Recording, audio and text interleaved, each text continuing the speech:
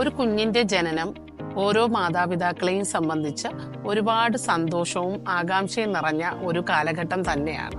ഒരു കുഞ്ഞ് ജനിച്ചു കഴിഞ്ഞാൽ അതിൻ്റെ ഓരോ വളർച്ചാ ഘട്ടങ്ങളും അവർ വളരെ കൗതുകത്തോടെയും വളരെ സന്തോഷത്തോടെയുമാണ് കാണുന്നത്. ഇപ്പോഴുള്ള ഒരു കാലഘട്ടത്തിൽ പുതുതായി മാതാപിതാക്കളാകുന്ന പല പാരൻസിനും ഒരു കുഞ്ഞ് എപ്പോഴാണ് നടക്കുന്നത്, ആ കുഞ്ഞിൻ്റെ വളർച്ചാ ഘട്ടങ്ങൾ എന്തൊക്കെയാണ് എന്നതിനെ പറ്റിയിട്ടുള്ള വലിയ ധാരണയൊന്നുമില്ല. അപ്പോൾ പലപ്പോഴും പണ്ട് കാലങ്ങളിൽ മുതിർന്നവരൊക്കെ ഇങ്ങനെയുള്ള സംശയങ്ങളെല്ലാം നമുക്ക് ദൂരീകരിച്ച് തരുമായിരുന്നു. പക്ഷെ ഇപ്പോഴുള്ള അണുകുടുംബ വ്യവസ്ഥയിൽ പല പാരൻസിനും ഇങ്ങനെയുള്ള ധാരണകൾ വളരെ അജ്ഞാതമാണ്. ഹായ്, ഞാൻ ഷാനി അനസ്, അൽഫ ചൈൽഡ് ഡെവലപ്മെന്റ് സെന്ററിന്റെ ഡയറക്ടറും ചൈൽഡ് ഡെവലപ്മെന്റ് റീഹാബിലിറ്റേഷൻ സ്പെഷ്യലിസ്റ്റുമാണ്. അൽഫയിലെത്തുന്ന പല കുഞ്ഞുങ്ങളും പല പ്രശ്നങ്ങളുമായി നമ്മളുടെ മുന്നിൽ സമീപിക്കുമ്പോൾ അവരെല്ലാ മാതാപിതാക്കളും പറയുന്ന ഒരു കാര്യമുണ്ട്. ഒരു കുഞ്ഞ് എപ്പോഴാണ് നടന്നു തുടങ്ങുന്നത് അല്ലെങ്കിൽ സംസാരിച്ച് തുടങ്ങുന്നത് എന്നുള്ള കാര്യത്തെ പറ്റിയിട്ട് അവർക്ക് വലിയ ധാരണയൊന്നും ഉണ്ടായിരുന്നില്ല എന്നുള്ളതും, അതുപോലെ തന്നെ ഇങ്ങനെ കുഞ്ഞിനൊരു ബുദ്ധിമുട്ടുണ്ട് എന്നുള്ളത് കണ്ടെത്താനായിട്ട് ഒരുപാട് താമസിച്ചു എന്നുള്ള ഒരു ആസ്പെക്റ്റിൽ നമ്മളെ സമീപിക്കാറുണ്ട്. ഒരു കുഞ്ഞ് ജനിച്ച മുതൽ ആ കുഞ്ഞിന്റെ ആദ്യ 5 വയസ്സ് വരെയുള്ള കാലഘട്ടം, ആ കുഞ്ഞിന്റെ വളർച്ചയുടെ കാലഘട്ടങ്ങളെ പറ്റിയിട്ടുള്ള ഒരു അറിവ് എല്ലാ മാതാപിതാക്കൾക്കും ആവശ്യമുള്ള ഒന്നാണ്. ഒരു കുഞ്ഞ് എപ്പോഴാണ് നടന്നു തുടങ്ങുന്നത്, ആ കുട്ടിയുടെ ശാരീരികവും മാനസികവുമായിട്ടുള്ള ഒരു കുട്ടിയുടെ വളർച്ചാ ഘട്ടങ്ങൾ എന്തൊക്കെയാണ് എന്നൊക്കെയുള്ളത് ഒരു പുതുതായിട്ട് ന്യൂലി മാരേജ് ചെയ്യാൻ പോകുന്നവരും അതുപോലെ തന്നെ ഒരു ന്യൂലി മാതാപിതാക്കളാകാൻ ആഗ്രഹിക്കുന്നവരും ആ കുഞ്ഞിന്റെ വളർച്ചാ ഘട്ടങ്ങൾ എന്തൊക്കെയാണ് എന്നുള്ളത് അറിഞ്ഞിരിക്കേണ്ടത് വളരെയധികം ആവശ്യമാണ്. അതുപോലെ തന്നെ ഒരു കുഞ്ഞ് ജനിച്ചു കഴിഞ്ഞിട്ട് എന്തെങ്കിലും ജനന സംബന്ധമായിട്ടുള്ള പ്രശ്നങ്ങൾ ഉണ്ടെങ്കിൽ, കുഞ്ഞ് ജനിച്ച സമയത്ത് പ്രിമച്ചുറായിട്ട് ജനിക്കുകയോ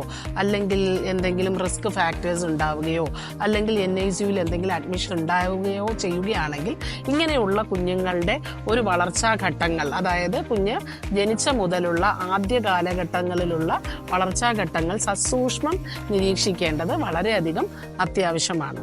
അപ്പോൾ ഈ വളർച്ചയുടെ ഈ നാഴികക്കല്ലുകൾ, അതായത് കുട്ടിയുടെ ചലനപരമായിട്ടുള്ളതും സംസാരിക്കുന്ന പരമായിട്ടുള്ളതും കുട്ടിയുടെ ബുദ്ധിപരമായിട്ടുള്ളതും വളർച്ചകളെല്ലാം വളരെ കൃത്യമായിട്ട് തന്നെ നടക്കുന്നുണ്ടോ എന്നുള്ളത് ഒരു കുഞ്ഞിന്റെ പീഡിയാട്രീഷ്യനെയോ അല്ലെങ്കിൽ ഡോക്ടേഴ്സിനെയോ ആരെങ്കിലും കണ്ട് വളർച്ചയുടെ നാഴികക്കല്ലുകളെല്ലാം കറക്റ്റ് സമയത്ത് തന്നെ നടക്കുന്നുണ്ടോ എന്നുള്ളത് കൃത്യമായിട്ട് അറിയേണ്ടത് വളരെയധികം ആവശ്യമാണ്. ഇപ്പോഴുള്ള ഒരു കാലഘട്ടത്തിൽ ലോകത്ത് ഏകദേശം 290 മില്യണിലധികം ഭിന്നശേഷിയുള്ള കുഞ്ഞുങ്ങളുടെ അളവ് വളരെയധികം ക്രമാതീതമായിട്ട് വർദ്ധിച്ചുകൊണ്ട് ഇരിക്കുന്ന ഒരു അവസ്ഥയാണുള്ളത്.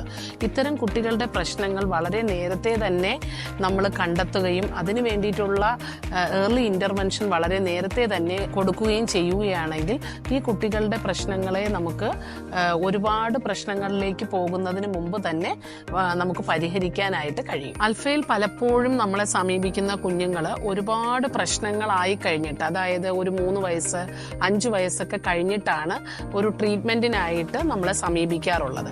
ഇങ്ങനെയുള്ള കുഞ്ഞുങ്ങളുടെ പാരൻസിനോട് നമ്മൾ എന്തുകൊണ്ട് ഇത് നേരത്തെ എത്താൻ പറ്റിയില്ല എന്ന് ചോദിക്കുമ്പോൾ അവരെല്ലാവരും പറയുന്ന ഒരു കാര്യമുണ്ട്, നേരത്തെ കുഴപ്പമുണ്ടെന്ന് ആരും പറഞ്ഞിരുന്നില്ല, നേരത്തെ ഇത് അറിയാൻ കഴിഞ്ഞിരുന്നുവെങ്കിൽ വളരെ നേരത്തെ തന്നെ ഇങ്ങനെയുള്ള ഇന്റർവെൻഷൻസ്, അതായത് റീഹാബിലിറ്റേഷൻ ട്രീറ്റ്മെന്റുകളൊക്കെ തുടങ്ങാമായിരുന്നു, ഇതിനെ പറ്റിയിട്ടുള്ള അറിവ് ഞങ്ങൾക്ക് വളരെ കുറവായിരുന്നു എന്ന് ആണ് പല മാതാപിതാക്കളും പറയുന്നത്.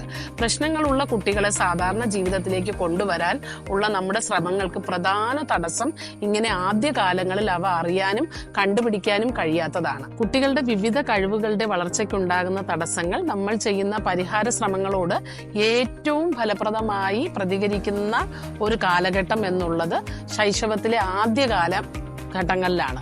അത് വളരെ നേരത്തെ തന്നെ ഇന്റർവെൻഷൻ സ്റ്റാർട്ട് ചെയ്താലാണ് ഈ കുഞ്ഞുങ്ങളുടെ ബ്രെയിനിന് ഒരുപാട് മാറ്റങ്ങൾ നമുക്ക് ഉണ്ടാക്കിയെടുക്കാനായി പറ്റുകയുള്ളൂ. ഈ ആവശ്യം കണക്കിലെടുത്ത് കുട്ടികളുടെ കഴിവുകളുടെ വളർച്ച തടസ്സമില്ലാതെ വളരുന്നു എന്ന് ഉറപ്പുവരുത്തുവാനും തടസ്സങ്ങൾ ഉണ്ടെങ്കിൽ അവ പരിഹരിക്കാനുമുള്ള ശ്രമങ്ങൾ കഴിയുന്നത്ര നേരത്തെ തന്നെ എല്ലാ മാതാപിതാക്കളും ചെയ്യേണ്ടത് വളരെ അത്യാവശ്യമാണ്.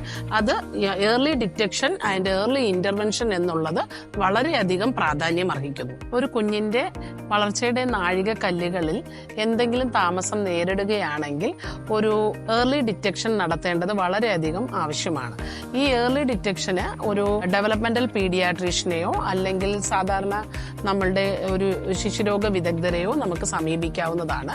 അതുപോലെ ചൈൽഡ് ഡെവലപ്മെന്റ് റീഹാബിലിറ്റേഷൻ മേഖലയിൽ വർക്ക് ചെയ്യുന്ന പല പ്രൊഫഷണലുകൾക്കും നിങ്ങളുടെ കുഞ്ഞുങ്ങളുടെ പ്രശ്നങ്ങളെ നേരത്തെ ഡിറ്റക്ട് ചെയ്യാനും അതിനു വേണ്ടുന്ന ഇന്റർവെൻഷൻ നടത്തുവാനും നമുക്ക് സഹായകമാകുന്നു. കുട്ടികളുടെ കഴിവുകളുടെ വളർച്ച തടസ്സമില്ലാതെ വളരുന്നു എന്ന് ഉറപ്പുവരുത്താൻ അവരുടെ കഴിവുകളുടെ ചില പ്രധാന വളർച്ചാ ഘട്ടങ്ങളിൽ നടത്തപ്പെടുന്ന ലളിതമായ ഡെവലപ്മെന്റൽ ചെക്കപ്പുകൾ, അതായത് കുഞ്ഞ് ഒരു 2 മാസമാകുമ്പോൾ, 5 മാസമാകുമ്പോൾ, 1 വയസ്സാകുമ്പോൾ, 2 വയസ്സാകുമ്പോൾ, 5 വയസ്സാകുമ്പോഴൊക്കെ നടത്തുന്ന ഒരു ഡെവലപ്മെന്റൽ അസസ്മെന്റ് കുട്ടികളുടെ പ്രശ്നങ്ങളെ ഏർലി ഡിറ്റക്ട് ചെയ്യാൻ ഒരുപാട് നമുക്ക് ഹെൽപ്പ് ചെയ്യുന്നു. കാര്യങ്ങൾ ചെയ്യുവാൻ താമസിക്കുന്നു എന്ന് തോന്നുന്ന സംശയമുള്ള എല്ലാ കുട്ടികൾക്കും പരിശോധനയും ആവശ്യമെങ്കിൽ നമുക്ക് ഡെവലപ്മെന്റൽ ഇന്റർവെൻഷനും വളരെ നേരത്തെ നമുക്ക് തുടങ്ങാൻ കഴിയുന്നതാണ്. കുട്ടികളുടെ കഴിവുകളുടെ വളർച്ചയ്ക്ക് തടസ്സം ഉണ്ടാകാൻ സാധാരണയിൽ അധികം സാധ്യതയുള്ള കുട്ടികൾക്കായി, ഉദാഹരണം മാസം തികയാതെ പ്രസവിക്കുക, നീണ്ട കാത്തിരിപ്പിന് ശേഷം ഉണ്ടാകുന്ന കുഞ്ഞുങ്ങൾ, അല്ലെങ്കിൽ കുഞ്ഞ് ജനിക്കുന്ന സമയത്ത് എന്തെങ്കിലും റിസ്ക് ഫാക്ടേഴ്സ് ഉള്ള കുട്ടികളുടെ മാതാപിതാക്കൾ വളരെ നേരത്തെയുള്ള ഒരു ഏർലി ഡിറ്റക്ഷനും ഇങ്ങനെയുള്ള ഡെവലപ്മെന്റൽ ചെക്കപ്പുകളും ചെയ്യുകയാണെങ്കിൽ ഈ കുഞ്ഞുങ്ങളുടെ ചികിത്സ വളരെ നേരത്തെ തന്നെ നമുക്ക് തുടങ്ങുവാനായി കഴിയുന്നു.